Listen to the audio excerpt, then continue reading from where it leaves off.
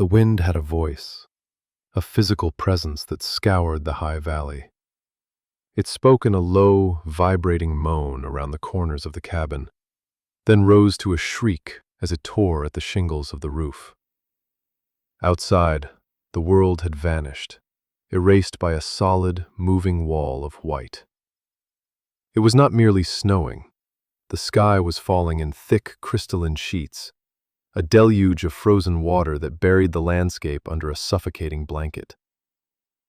Inside, Liam felt the pressure of it, a weight on the very air in the small room. Yet he was not trapped.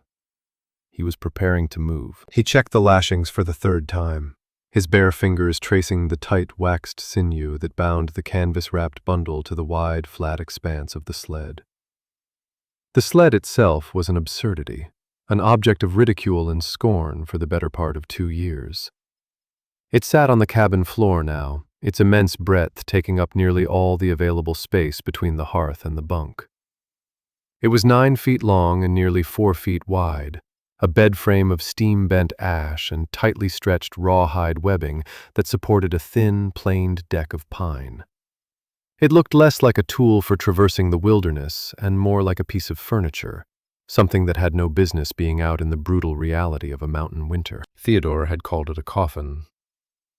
Too wide for the trail, too light for a load, he had declared months ago, spitting a brown stream of tobacco juice into the dust near Liam's worksite. It'll catch on every sapling and rock, and the first real load'll snap it in two. You're building your own coffin, Liam. The other men had laughed, a chorus of pragmatic, weather-beaten trappers who knew the old ways, the proven ways. Their sleds were narrow, heavy, with high curled prows and thick, iron-shod runners designed to cut through the snow, to plow a furrow in the world and move through it by brute force. Liam ran a hand over the smooth, waxed underside of his creation. There were runners, but they were shallow, barely an inch high, integrated into the broad, flat planes of the underbelly. They were not for cutting, they were for steering. The entire principle of the machine was different. It was not about fighting the snow, about plowing through it. It was about yielding to it, about accepting its depth and finding a way to ride upon it. It was about floating. He pulled on his thick wool mittens, grabbed the fur-lined hood of his parka, and gave the cabin one last look. The fire in the stone hearth was banked, glowing a deep, sullen red. It would last for a day, maybe more. It didn't matter. The silence from the other cabins in the valley was what concerned him. For 2 days, no smoke had risen from Theodore's chimney, a mile to the east. No smoke from the small camp the 2 new men from the south had established near the frozen creek. The storm had pinned them. It had buried them. Their narrow sleds would be useless, sunk to the gunwales in this bottomless powder, anchors chaining them to their dwindling woodpiles. Liam shouldered the tow rope, a thick braid of hemp that led to a leather harness. He braced himself, then pushed open the cabin door. The storm hit him like a physical blow. The wind snatched the air from his lungs, and the snow, finer and harder than it looked from inside, stung his exposed cheeks. The drift outside the door was already 5 feet high, a smooth, sculpted wave of white. A man on foot would flounder, exhausting himself in minutes, sinking to his chest. A man with a traditional sled would be defeated before he took 10 steps. He dragged the wide sled out of the doorway and onto the surface of the drift. It settled, compressing the new snow by a mere hand's breadth, and then it stopped. It rested on the surface, a raft on a white ocean. Liam fitted the harness over his shoulders, leaned into the weight, and took a step. The sled moved. It slid forward with a soft, hissing sound, a sound of gentle friction, not the groaning, grinding protest of runners digging their own grave. It floated. He took another step, and another, and soon he was moving away from the relative safety of his cabin, a solitary figure pulling a ridiculous, bed-sized sled into the heart of a storm that had swallowed the world. He was moving when everyone else was trapped, and he was moving because of a promise made to a ghost, a debt owed to a memory of failure, cold, and the crushing weight of snow. The memory was 5 years old, but it had the sharp, visceral clarity of an event that had happened yesterday. It lived in the marrow of his bones, in the ache of his joints when the temperature plummeted. It began, as all such tragedies did, with confidence. He and Matteo had been partners for 6 seasons, a brotherhood forged in shared hardship and mutual respect. They understood the mountains, they understood the winter, and they believed they understood the tools of their trade. Their cabin was tight, their traps were well maintained, and their sled was a masterpiece of conventional design. It was built of solid oak, a heavy, durable beast with runners shod in thick strips of iron. It was narrow, just 2 feet across, designed to fit the tightest game trails and navigate the dense lodgepole forests. It was the kind of sled their fathers had used, and their grandfathers before them. It was a tool of conquest, designed to impose its will on the landscape, to cut a path where none existed. That winter they had a magnificent haul: beaver, marten, a few prime wolf pelts. The sled was laden, the weight a testament to their skill and a promise of prosperity back at the settlement. They were 100 miles deep, and the journey out was the final test. The first sign of trouble was the quality of the snow. It had been a cold, dry winter, the ground covered in a light, feathery powder that their runners sliced through with ease. But then a warm front had moved in, not warm enough to melt, but warm enough to bring moisture. A storm rolled in from the west, and the snow that fell was different. It was heavy, wet, dense. It clung to everything, weighing down the branches of the spruce and firs until they bowed to the ground. It fell for 2 days straight, burying the old powder under 3 feet of what the old-timers called cement snow. When they broke camp, the change was immediate. The sled, which had glided before, now sank. The runners, instead of cutting a clean path, plunged into the heavy snow, and the flat bottom of the sled dragged, creating an immense, sucking friction. The first 100 yards were a battle. The next 100 were a war. Each step required a monumental effort, a full-body heave to break the sled free from the snow's grip. "She's heavy today," Matteo had grunted, his breath pluming in the frigid air. He was smiling, but it was the grim, determined smile of a man facing a known challenge. They were strong. They would overcome it. They took turns at the front, breaking trail on their snowshoes, while the other guided the sled from the rear. But the snowshoes themselves sank a foot into the wet snow, and the effort of lifting their feet, heavy with clinging snow, was exhausting. By midday they had covered less than 2 miles. The sweat froze on their brows, and a deep, burning weariness began to settle into their muscles. "We should cache half the pelts," Liam had suggested, his voice raw. "Come back for them in the spring." Matteo shook his head, his pride and his pragmatism at war. "No. We lose them to scavengers, or a thaw ruins them. This is our season, Liam. We push through." They pushed. They strained against the harness, their boots slipping, their lungs screaming for air that was too thin and too cold. The world shrank to the braided rope, the groaning wood of the sled, and the endless, trackless white. The sound of their own ragged breathing was a constant companion. The sled became a malevolent entity, an anchor they were dragging across the floor of a frozen sea.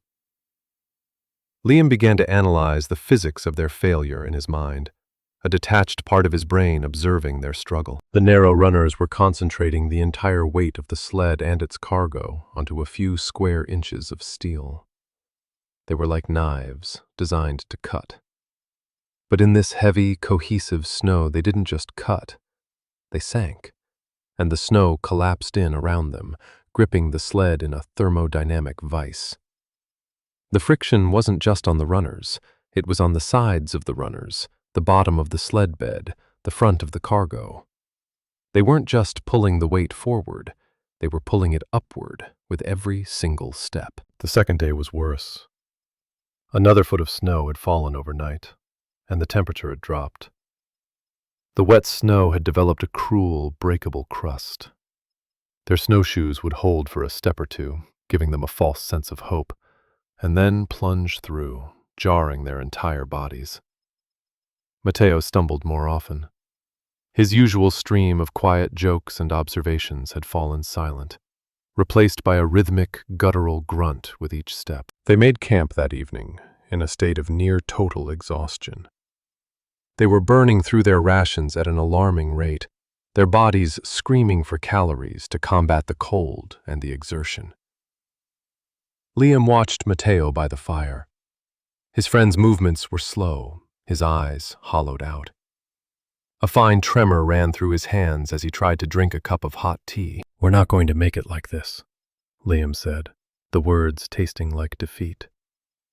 "We have to leave the sled, take what we can carry, and go." "And leave our winter's work?" Matteo stared into the flames. "Everything we worked for? No. We rest. Tomorrow we try again. The weather will break." But the weather did not break. The sky remained a flat, oppressive sheet of gray. The cold deepened. When they tried to move the sled the next morning, it felt as though it had been frozen into the earth. They heaved together, their faces purple with effort, and managed to move it a few feet before collapsing, gasping, onto the snow. It was Matteo who fell to his knees first. He stayed there for a long moment, his head bowed. "I can't, Liam," he whispered, the words barely audible. "I've got nothing left." A cold dread, colder than the air, washed over Liam. He saw the subtle signs he had been trying to ignore, the slight slurring of Matteo's words, the uncontrollable shivering that had started an hour before, the waxy pallor of his skin. Hypothermia was setting in. The relentless exertion, the constant contact with the snow, the calories burned faster than they could be replaced. It was a simple, brutal equation of energy loss. "All right," Liam said, his voice a mask of calm he did not feel. "All right, Maddie. We stop. We make a proper camp. A snow cave. We'll get you warm." He abandoned the sled, the pelts, the entire purpose of their journey. The only thing that mattered was Matteo.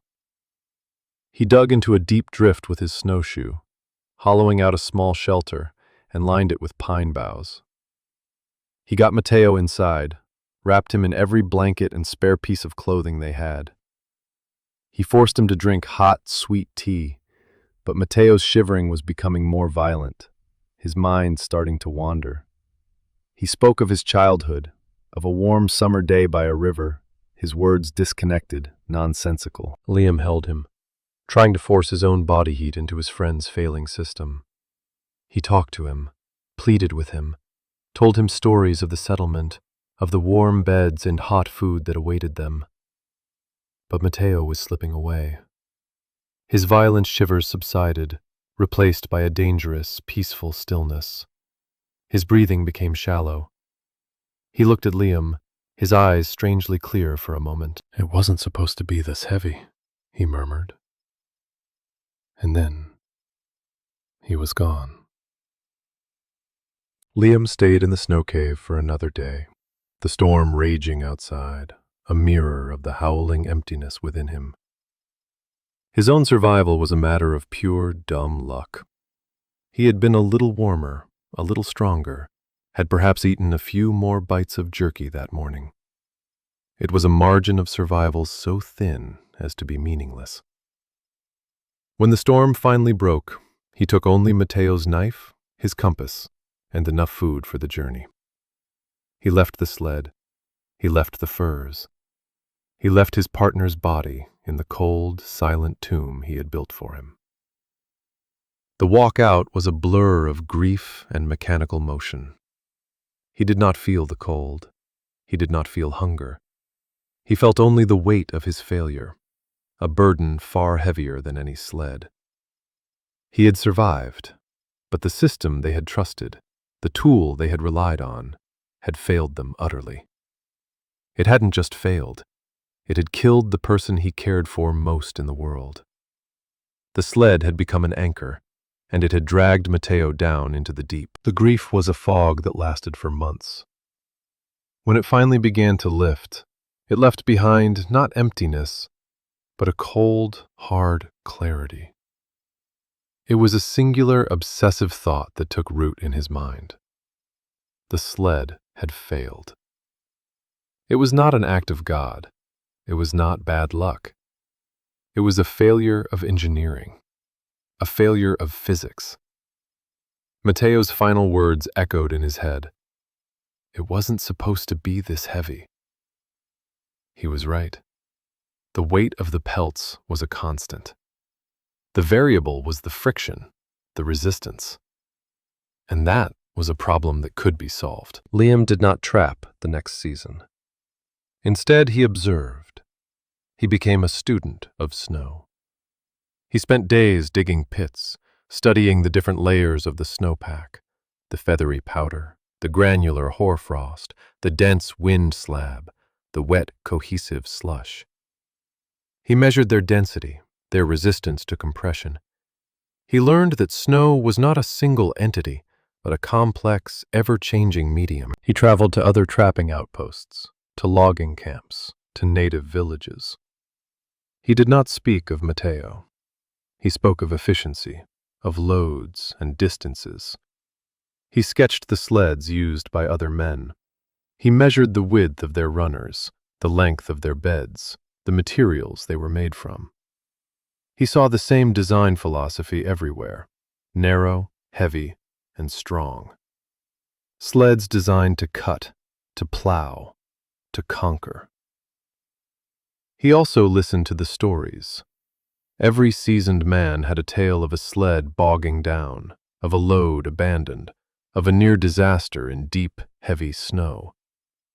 The failures were systemic, an accepted part of winter life. They were treated as trials of strength, not as flaws in design. He filled a ledger with his observations. Pages of numbers, calculations, and sketches. He calculated the weight of a standard sled, fully loaded with a winter's haul of furs and supplies. He divided that weight by the surface area of its two narrow runners. The result was a startlingly high number. Pounds per square inch. It was a measure of pressure.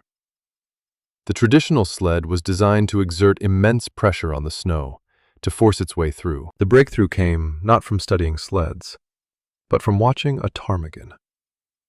He had been sitting on a ridge, observing the vast white landscape, when one of the birds landed nearby.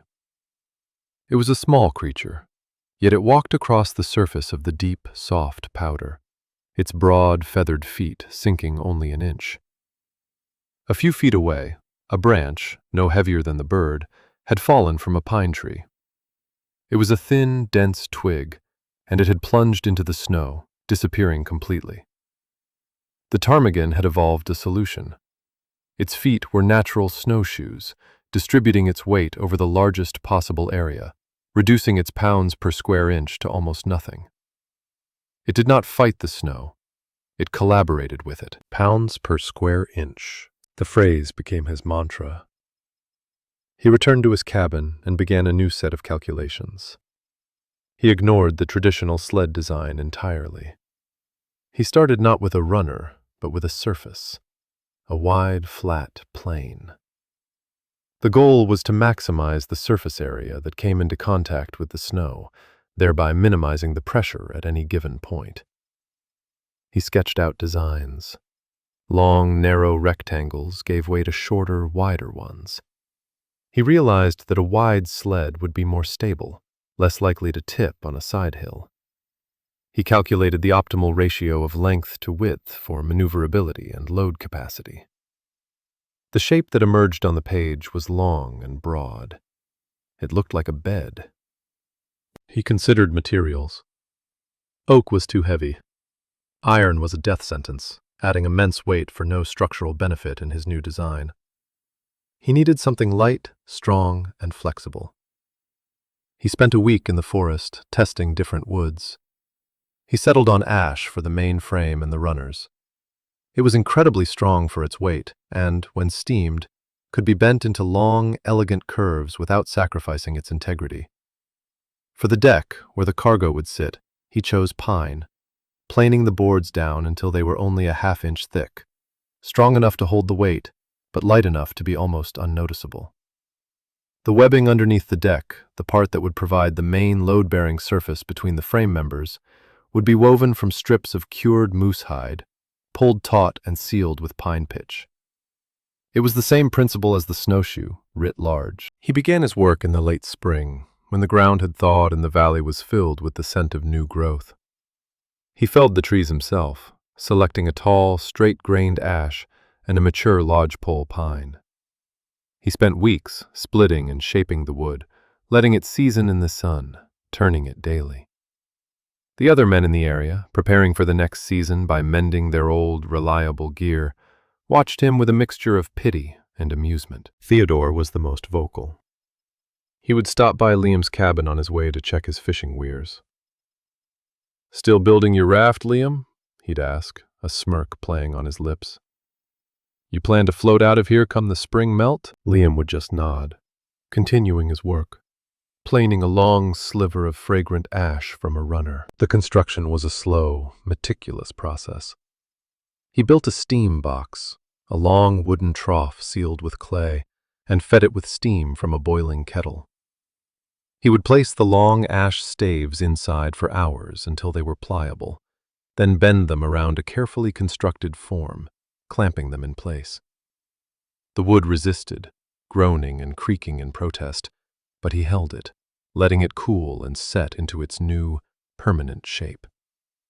These would be the outer frame and the integrated, shallow runners. He drilled holes with a hand auger, eschewing iron nails wherever possible.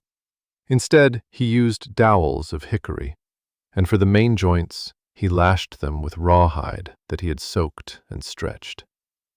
As the rawhide dried, it would shrink, pulling the joints together with a force that iron could not match, a bond that had flexibility and give. The men who saw it shook their heads.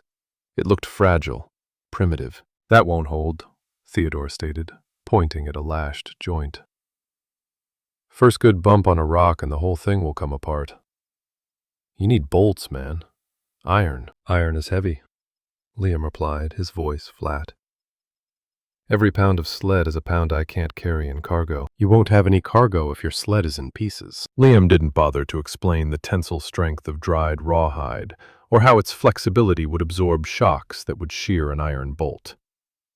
He had tried to explain the concept of weight distribution once, sketching a diagram in the dirt with a stick.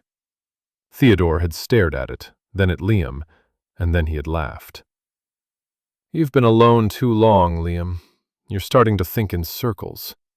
A sled needs to be heavy to track straight. It needs to be narrow to fit the trail.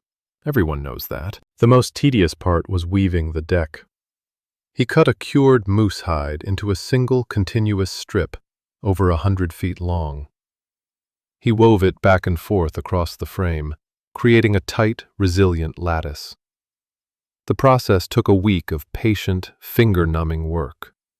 When it was done, he coated the entire thing, frame, webbing, and the thin pine deck that sat atop it, in a mixture of pine pitch and bear fat, working it into every joint and pore of the wood. This would waterproof it, preventing the wood from becoming waterlogged and heavy, and it would give the bottom a smooth, slick surface to glide upon the snow. By the time the first snows of autumn dusted the high peaks, it was finished. It sat outside his cabin, a strange, pale object against the dark earth. It was undeniably wide, almost comically so. The high, curled prow was elegant, but the sheer breadth of it was what drew the eye. It did look like a bed, or a large, shallow boat. Theodore and two other trappers, Hudson and Samuel, came by to see it. They walked around it, kicked at the runners, pushed on the frame. "Well, she's a thing of beauty, I'll give you that," Hudson said, a conciliatory tone in his voice. "But I don't know if it's a sled." "It's a damn foolishness," Theodore said, his judgment final. "He's honoring Mateo's memory by building a sled that'll get him killed twice as fast. It's too wide. It's too light. It's held together with string. I'm telling you, Liam, burn this thing and build a proper sled before the deep snows come. There's no shame in admitting you were wrong." Liam looked from the sled to Theodore's earnest, concerned face. He felt a flicker of something, not anger, but a profound weariness. They saw a collection of wood and hide. He saw an equation. He saw salvation. He looked at Theodore and said the only thing that mattered. The proper sleds failed Mateo. The men fell silent. The name hung in the air, a ghost at their gathering. There was no response to that. It was a truth as hard and cold as the coming winter. They left him then, shaking their heads, leaving him alone with his creation, his folly, his hope. Liam stood there for a long time, looking at the sled, the monument he had built to a memory. Now, all that was left was to wait for the snow, to wait for the test. The first significant snowfall arrived in late November, a foot of light, dry powder that blanketed the valley in a pristine silence. For Liam, it was a moment of supreme anxiety and anticipation. He had spent more than a year of his life on a theory, on a set of calculations scribbled in a ledger. Now the paper was gone, and the physical reality of the sled and the snow was before him. He dragged the sled from its lean-to. The first thing he noticed was its weight. He could lift it easily, one end at a time, positioning it on the snow. His old oak sled had been a two-man job to move when empty. This one, for all its size, felt impossibly light. He put on his harness and leaned into the rope. It moved. It moved with an ease that was so startling he nearly stumbled. There was no initial inertia, no groaning protest of wood and snow. It simply began to glide. He pulled it across the clearing in front of his cabin, circling, feeling its motion. It left behind a wide, shallow track, a mere impression on the surface of the powder. He stopped and went to examine the track his old sled would have left. 2 deep, parallel furrows, a scar on the snow. This was different. This was a whisper, but an empty sled proved nothing. The real test was under load. He spent the next hour hauling heavy, flat river stones from the creek bed and placing them carefully on the sled's deck. He loaded it with 400 pounds of rock, a weight equivalent to a prime load of beaver pelts and a month's worth of supplies. This was the weight that had defeated him and Mateo. He fitted the harness back over his shoulders, his heart pounding. He planted his feet, took a deep breath, and leaned forward, putting his entire body into the effort. The sled slid forward. It was not the effortless glide of the empty sled, but it was a smooth, steady movement.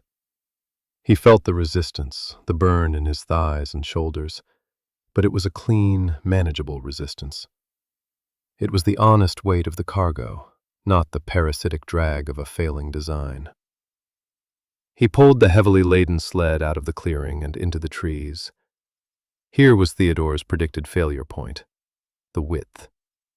He had to pick his path more carefully, navigating between the tight-packed lodge poles. But he found that the sled's responsiveness made it easier than he expected. A slight shift of his weight, a pull on one side of the harness, and the shallow runners would bite just enough to steer the craft around an obstacle.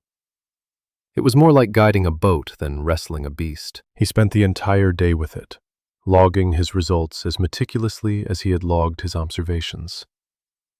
He pulled it up gradual inclines, noting the increase in effort required.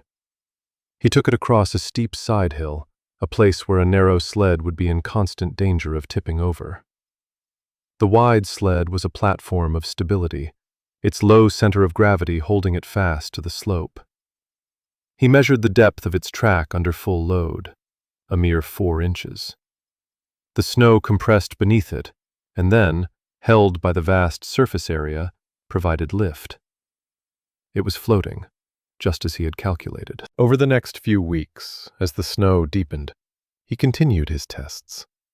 He built a smaller, half-size version to use as a personal sled for checking his new, modest trap lines.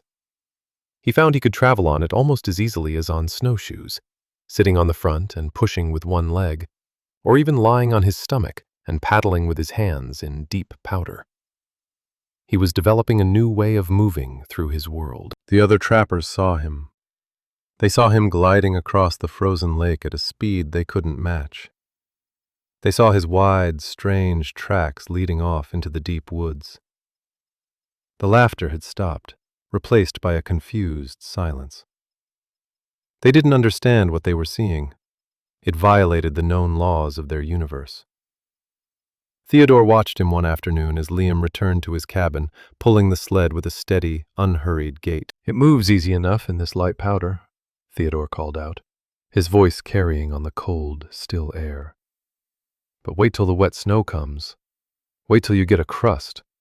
It'll sink then. It'll sink you right with it." Liam just raised a hand in acknowledgement. He knew Theodore wasn't just being stubborn. He was afraid. An idea like this, if it was right, meant that everything they knew, everything they had built their lives and their safety upon, was wrong. It was easier to believe Liam was a fool than to believe their entire history was a mistake. The wet snow came in mid-January. A 3-day storm, almost a perfect replica of the one that had taken Matteo. It laid down 2 feet of heavy, moisture-laden snow that settled like a wet concrete blanket. Liam woke on the 3rd morning to a world transformed and burdened. This was it. The final validation. The memory of Matteo's exhausted face was sharp in his mind as he loaded the sled again with its 400 pounds of stone. He pulled. The sled sank, more than it had in the powder. It sank 6 inches, and then it stopped. The wider surface packed the snow beneath it into a hard platform, and it slid forward on that platform. It was harder work, significantly harder than in the powder, but it was possible.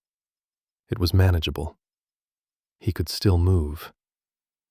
He knew, with a certainty that chilled him more than the air, that his old sled would be hopelessly, catastrophically buried.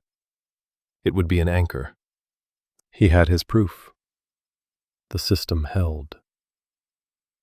He unloaded the rocks, piece by piece, and slid the empty sled back into its shelter. His work was done. The design was sound. He had solved the equation. He felt no triumph, no elation, just a quiet, somber satisfaction. He had built a better tool. But it was a tool that had arrived 5 years too late. The storm came without warning. A behemoth born over the northern ocean that swept down through the territories, gathering strength and cold. The old-timers would later call it the White Death, a blizzard of unprecedented scale and duration. It was more than just a storm. It was a geological event. It began on a Tuesday, with a sky the color of a lead plate and an unnerving stillness in the air. Then the first flakes began to fall, small, hard, granular pellets that hissed as they hit the ground. By nightfall, a full gale was blowing, and the world outside the cabin dissolved into a roaring, blinding chaos of wind and snow. Liam had been preparing for 2 days, guided by a subtle drop in pressure he'd felt in his bones. His woodpile was stacked high inside the cabin, his supplies were organized, and the wide sled was secure in its lean-to. He spent the first day of the storm tending the fire, reading, and listening to the voice of the wind. It was a sound of immense power, a relentless assault on his small shelter. He felt the cabin walls tremble with the stronger gusts. On the 2nd day, the snow was so deep it had begun to pile up against the windows, plunging the cabin into a dim, perpetual twilight. The wind did not let up. It sculpted the snow into massive drifts, burying trees and altering the very contours of the valley. He knew the others would be in trouble. Theodore, Hudson, Samuel, the two new men. Their cabins were sturdy, but they were not fortresses. Their biggest vulnerability was their woodpile, which was almost certainly outside. Once that was buried under 10 feet of wind-packed snow, they were on a strict timeline. Every log they burned was one they could not replace. And travel was impossible. Their narrow sleds would be buried where they sat. Their snowshoes would be useless in this bottomless, churning powder. They were prisoners in their own homes. By the morning of the 4th day, a strange and worrying silence had fallen over the valley. The wind had lessened slightly, but the snow was still falling, thick and steady. Liam looked towards where he knew Theodore's cabin was. No smoke. For 2 days, he had seen no smoke from that chimney. Theodore was meticulous.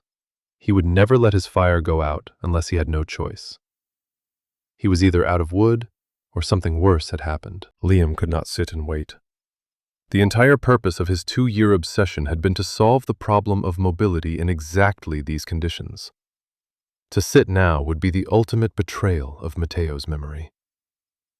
He made his decision. He dressed in his warmest layers, pulling the wolf fur ruff of his parka up around his face. He packed the sled not with rocks, but with supplies. A bundle of split dry pine, a canvas sack of food, jerky, flour, salted pork, a skin of oil for lamps, an axe. He lashed it all down tightly. The load was perhaps 150 pounds. He opened the door and was met by a solid wall of snow. The drift had completely buried the entrance. He spent 20 minutes digging his way out with a shovel, emerging into a landscape that was utterly alien. The world was soft, white, and without definition. The familiar shapes of hills and trees were gone, smoothed over into a rolling desert of snow. The air was thick with falling flakes, visibility down to less than 50 yards. He pulled the sled out. It settled onto the snow, its wide base providing the flotation he had designed it for. He put on the harness and began to walk. The journey to Theodore's cabin, normally a 20-minute stroll, became an epic trek. He was not walking on a surface, but wading through a medium. The snow was chest-deep, but the sled behind him rode high, its prow parting the powder like a ship's bow through water. He was the engine, the living heart of a system designed for this exact moment. His breath came in ragged clouds, his muscles screamed with the effort, but he kept moving. He navigated by instinct, by the ghost of a memory of where the trees should be, where the creek should lie. He almost missed the cabin entirely. All that was visible was a small portion of the roof and the very top of the stone chimney, a dark rectangle against the endless white. The rest was buried. A terrible stillness hung over the place. He felt a surge of fear. He was too late. He plunged through the snow towards the roof, his snowshoes sinking 3 feet with every step. "Theodore!" he yelled, his voice swallowed by the thick, sound-dampening air. "Theodore!" A faint, muffled sound came from within. A scratching. He scrambled onto the roof, the snow shifting precariously under his weight. He found the smoke hole of the chimney and peered down. It was dark. "Theodore, can you hear me?" A weak voice floated up. "Liam? Is that you?" "It's me. Are you all right?" "The roof. A big pine came down. Half the roof is stove in. The snow's coming in. I'm out of wood." The voice was thin, laced with exhaustion and disbelief. "How did you get here?" "I walked," Liam said simply. He unlashed the axe from his sled. "I'm going to try and clear the door." It took him the better part of an hour. The snow was packed hard by the wind, and the drift that covered the front of the cabin was immense. He hacked and shoveled, the cold biting at any exposed skin, until he finally cleared a narrow tunnel down to the top of the door. He smashed the door open. It was blocked from the inside by snow that had poured in through the collapsed roof. He dropped into the cabin. The scene was one of utter devastation. A massive pine branch, a widowmaker, had smashed through the roof, and snow filled a third of the small room. Theodore was huddled in the far corner, wrapped in every blanket he owned. His face was pale, his beard frosted with his own breath. He looked up at Liam, his eyes wide with a mixture of awe and shame. "I thought I was dead," Theodore whispered. "I heard the wind, and I thought, that's it. No one can move in this. No one." His eyes flickered past Liam, through the ruined doorway, to the sled sitting placidly on the surface of the snowdrift, waiting. He stared at it. He saw the impossible width, the light construction, the lashed joints, the foolish sled, the coffin, the raft. "How?" Theodore asked again, his voice cracking. "Pounds per square inch," Liam said, unlashing the bundle of firewood. "It floats." Liam worked quickly, clearing enough snow to get to the hearth. He used the dry wood he'd brought to start a new fire, the flames slowly pushing back the crushing cold. He made a hot meal from the supplies he'd carried. Theodore ate like a man starved, his hands shaking too much to hold the cup steady. He did not take his eyes off Liam. The mockery was gone. The certainty was gone. In its place was a dawning, humbling understanding. He had not been laughing at a fool. He had been laughing at the future. He had been laughing at his own salvation. They spent the night in the ruined cabin, the fire a small beacon of life in the immense, frozen dark. The next morning, Liam loaded the shaken, silent Theodore onto the sled, wrapped him in blankets, and began the journey back to his own cabin. The storm had finally broken, and a weak, watery sun shone on the transformed world. Theodore lay on the sled, feeling the smooth, gliding motion beneath him. He felt it ride over drifts that would have buried a man. He felt the impossible ease of its passage. He was a passenger on the very thing he had ridiculed, his life utterly dependent on the soundness of a design he had proclaimed a fatal foolishness. When they reached Liam's cabin, warm and secure, Theodore finally spoke. "All those years," he said, his voice thick with emotion. "All those years we fought the snow. We tried to beat it." He looked at Liam, his expression one of profound respect. "You didn't fight it. You listened to it." The White Death broke the spirit of many men. When the thaw finally came weeks later, the valley was full of stories of loss, of cabins crushed, of men who had frozen, of a winter that had taken more than it had given. But it was also the beginning of a revolution. The story of Liam's journey to rescue Theodore spread through the mountains like wildfire. It was a tale that bordered on the mythic, a man who could walk on snow, who could travel in a storm that had rendered the world impassable. In the spring, when the trappers gathered at the settlement to sell their furs and resupply, Theodore was the first to approach Liam. He came not with mockery, but with a humbled deference. "Liam," he began, holding a worn hat in his hands, "I need you to show me. I was wrong. We were all wrong." Liam, who wanted no acolytes, no fame, simply nodded. He unrolled the worn ledger on a rough-hewn table. He didn't just show Theodore the sled. He showed him the theory. He explained the pages of calculations, the drawings, the observations of the ptarmigan's feet. He spoke of surface area and weight distribution, of pounds per square inch. He explained the choice of ash for its flexibility, of rawhide for its tensile strength, of the pitch and fat for waterproofing. He gave away his knowledge freely, completely. It was not his to own. It had been paid for by Matteo. That summer, a new sound filled the valley. The hissing of steam boxes, the patient scraping of planed wood. Men began to build their own wide sleds. They were not perfect copies. Hudson built his slightly shorter, with a higher curl on the prow for breaking through river ice. Samuel, a bigger man, made his of birch, heavier but stronger, to carry the weight of an entire moose. They adapted the design, modified it to their own needs and the materials at hand. But the core principle remained. They were all wide. They were all light. They were all designed to float. The coffin sled, the raft, became known simply as a floater. The name stuck. By the next winter, the narrow, heavy, iron-shod sleds of their fathers were being broken up for firewood. A new era of winter travel had begun. Men could go farther, carry more, and do it with greater safety than ever before. The floater sled didn't just change how they worked, it changed their relationship with the landscape.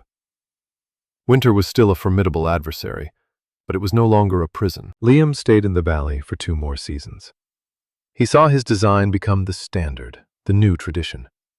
He watched men pull their floaters with an ease he had once only dreamed of, their children playing on smaller versions he helped them build. He had solved the problem. The debt was paid. But the valley was still full of ghosts. Every snowfall, every familiar bend in the trail was a reminder of what he had lost. The source of his greatest innovation was also the source of his deepest sorrow. A few years later, the railroad pushed through the southern pass. The fur trade began to dwindle, replaced by logging and mining. The old life of the isolated trapper was fading. For Liam, it was a signal. His work here was done. He sold his cabin and his traps to one of the new men from the south. He kept only one thing, the small, half-size floater he had built for his own use. He bundled his few possessions onto it, and one autumn morning he walked out of the valley and never returned. He traveled west, leaving the high mountains behind. He eventually settled in a green, gentle land of rolling hills and fertile soil, a place where the snow was a rare and welcome visitor, not a tyrant. He bought a small piece of land and became a farmer. He married, had children, and grew old. He was known as a quiet, capable man, a good farmer, a skilled carpenter. He built a sturdy house and a fine barn.